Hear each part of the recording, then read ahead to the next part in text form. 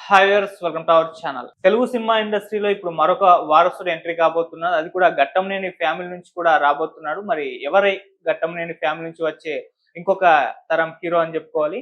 ఆయన మొన్నే కూడా మనం ఎన్టీఆర్ గారి వారసులో 4వ తరం వారసుడు కూడా పరిచయం అవ్వడం చూస్తున్నాం. ఇప్పుడు మళ్ళీ ఘట్టంనేని ఫ్యామిలీ నుంచి కూడా పరిచయం అవబోతున్నాడు. సో హీరో గురించి విశేషాలు ఏంటి? దీనికి సంబంధించి మనకి ఎక్స్‌ప్లెయిన్ చేయడానికి ప్రెజెంట్ మనతో పాటు సీనియర్ జర్నలిస్ట్ నారాయణ రాజు గారు ఉన్నారు. వారితో ఒకసారి డిస్కస్ చేసి తెలుసుకునే ప్రయత్నం అయితే చేద్దాం. నమస్కారం సార్. నమస్తే. సార్, మరొక వారసుడు ఎంట్రీ ఇవ్వబోతున్నట్టుగా వార్త అయితే వచ్చింది. అది కూడా ఘట్టంనేని ఫ్యామిలీ నుంచి. మరి ఎవరున్నారు ఘట్టంనేని ఫ్యామిలీ నుంచి? మరి రీసెంట్‌గా మనం చూస్తూ ఉన్నాం, వరుసగా వారసులు ఎంట్రీ అవుతూ వస్తున్నారు. అవును. నందమూరి ఫ్యామిలీ నుంచి వచ్చారు. మూడో తరం మళ్ళీ వస్తుంది ఇప్పుడు. అవును సార్. ఎవరియన్న? ఇప్పుడు తెలుగు సినిమా రంగంలో ఫేమస్ హీరోల్లో మనం నందమూరి ఫ్యామిలీ, హ్మ్. Ghattamaneni family, Akkineni family, Daggubati family and Konidela ఫ్యామిలీని తీసుకుంటాం. అవును. ఈ కుటుంబాలకు సంబంధించిన హీరోలే ఇప్పుడు ఇండస్ట్రీలో కొనసాగుతున్నారు. టాప్ 20 తీసుకుంటే దాదాపుగా 18 వీళ్ళే ఉంటారు. హ్మ్.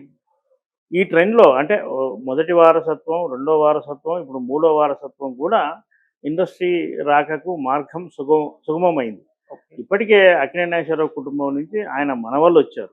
మనవలంటే నాగ చైతన్య కావచ్చు, అఖిల్ కావచ్చు, హ్మ్. సుమంత్, సుశాంత్ కూడా రన్నింగ్‌లో ఉన్నారు. అల్లు రామలింగయ్య గారి ఫ్యామిలీ నుంచి ఆయన మనవడు అల్లు అర్జున్ వచ్చాడు. హ్మ్. బహుశా అల్లు అర్జున్ కొడుకు కూడా ఇప్పుడు బాలనటుడిగా చేశాడు. భవిష్యత్తులో హీరో కూడా కావచ్చు. ప్రధానంగా మనం చెప్పుకునేది ఏంటంటే ఘట్టంనేని ఫ్యామిలీ. ఘట్టంనేని ఫ్యామిలీలో సహజంగా ఇప్పుడు వారసత్వాన్ని అనుభవిస్తున్న హీరో మహేష్ బాబు. మహేష్ బాబు కుమారుడు గౌతమ్ కృష్ణ.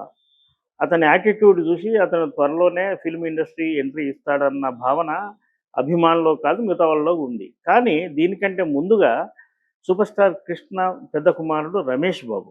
రమేష్ బాబు కృష్ణ చిన్నప్పటి క్యారెక్టర్లు ఆయన సినిమాల్లో చేసేవాడు. హ్మ్.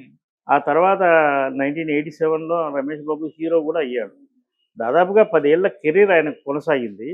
10 ఏళ్లలో 15, 17 సినిమాల్లో యాక్ట్ చేశాడు. అంటే ఫెయిల్యూర్ కాదు, సక్సెస్‌ఫుల్ హీరో.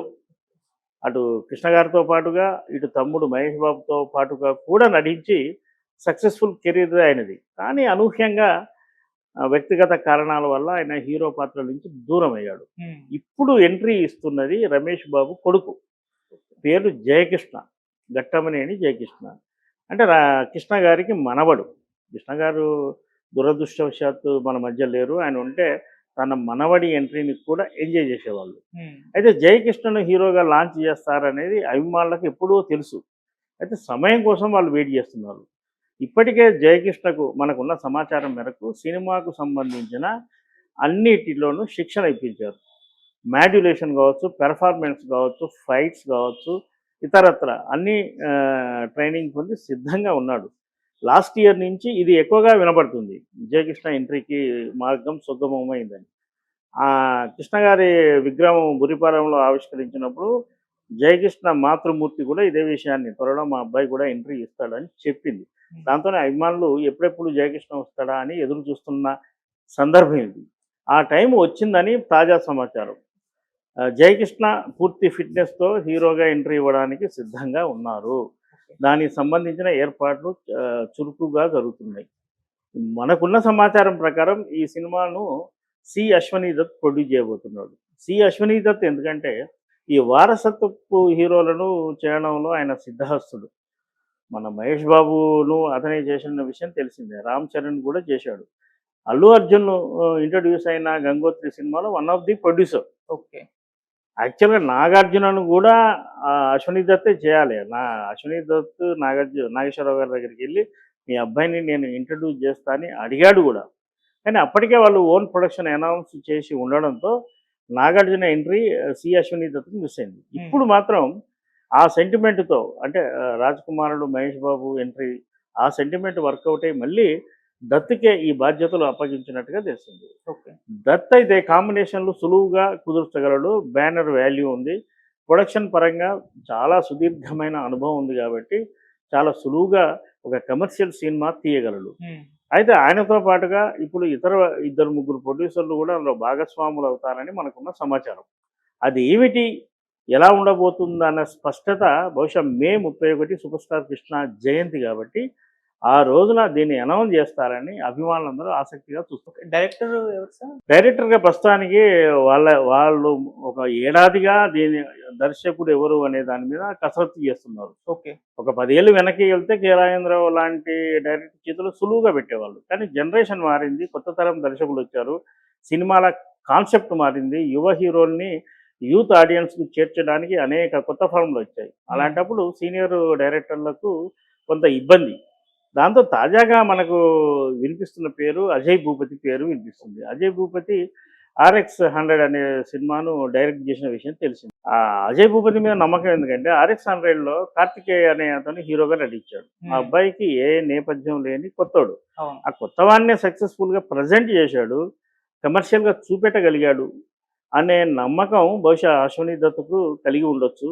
ఓకే. అలాగే జయకృష్ణ ఆదిశేషగిరిరావు, ఘటంనేని ఆదిశేషగిరిరావు, ఆయనే కదా పెద్ద దిక్కు, కృష్ణ గారి సోదరుడు, ఆయనకు కూడా కలిగి ఉండొచ్చు. దాంతోనే అజయ్ భూపతికి పిలుపు వచ్చిందని మనకు తెలిసింది. అజయ్ భూపతి మనకు అందరికీ తెలిసింది. ఆయన కూడా రామ్ గోపాల్ వర్మ స్కూల్ నుంచి వచ్చినవాడు, బేసిక్గా రైటరు, స్క్రీన్ ప్లే, ఇవన్నీ అనుభవాలు ఉన్నాయి. కొందరేమో అజయ్ భూపతి మనవాడు కాదు, తెలుగువాడు కాదు అని కూడా ప్రచారం చేస్తున్నారు. కానీ అది నిజం కాదు. పక్కా తను తెలుగువాడే. ఓకే. సినిమాల మీద ఆసక్తితో ఈ రంగానికి వచ్చి రైటర్గా, స్క్రీన్ ప్లే రైటర్గా, అసిస్టెంట్ డైరెక్టర్గా, ఆ తర్వాత డైరెక్టర్గా కూడా తనను తాను ప్రూవ్ చేస్తుంది. సార్ ఇప్పుడున్న పరిస్థితుల్లో అంటే బ్యాక్గ్రౌండ్ ఉన్నా కూడా, వారసత్వం అయినా కూడా స్క్రిప్ట్ సెలక్షన్, మీ యాక్టింగ్ ఇవి బాగుంటేనే ఆడియన్స్ భుజానం వస్తున్నారు. లేదంటే చాలా మంది బ్యాక్గ్రౌండ్ ఉన్నా కూడా వర్కౌట్ అవ్వని హీరోల్ని కూడా మనం చూసాం. సో ఇప్పుడు ముగ్గురు హీరోలు మెయిన్ గా అంటే నందమూరి బాలకృష్ణ గారి అబ్బాయి మోక్షజ్ఞ ఎంట్రీ ఉండబోతుంది. అలాగే నందమూరి ఫ్యామిలీ నుంచి మరొక హీరో జూనియర్ ఇంకా చిన్న ఎన్టీఆర్ ఉండబోతుంది. ఇప్పుడు జయకృష్ణ, మరి వీళ్ళ ఎలా ఉండబోతుంది ఫ్యూచర్ అనుకోవచ్చు? ఇప్పుడు వారసత్వం అనేది వారసులుగా పరిచయమైన హీరోలు కూడా చెప్పే మాట. వారసత్వం అన్నది తొలిగా ఐడెంటిటీ కావడానికి ఉపయోగపడుతుంది, ఇండస్ట్రీకి పరిచయం కావడానికి ఉపయోగపడుతుంది. మిగతా ఏ నేపథ్యం లేని వాళ్ళకు ఈ రెండు ప్రాబ్లం కాబట్టి నేపథ్యం ఉన్న అంటే బంధుత్వం ఉన్న వాళ్ళకు ఈ రెండు ఉపయోగపడతాయి. ఫలానా వాళ్ళ అబ్బాయి లేదా ఫలానా నటుడి మనవడు అనేది త్వరగా ఐడెంటిటీ అవుతుంది. జనం కూడా మన ఇండియాలో ఈ వారసత్వం అనే దాన్ని అంగీకరిస్తారు. అమ్మాయి కంటే అబ్బాయికి ఈ వారసత్వం అనేది మన నరాల్లో జీర్ణించుకుపోయి ఉంది. అందుకే ఈ వారసత్వ హీరోలు వచ్చినప్పుడు ఆడియన్స్ కూడా ఆహ్వానం పలుకుతుంటారు.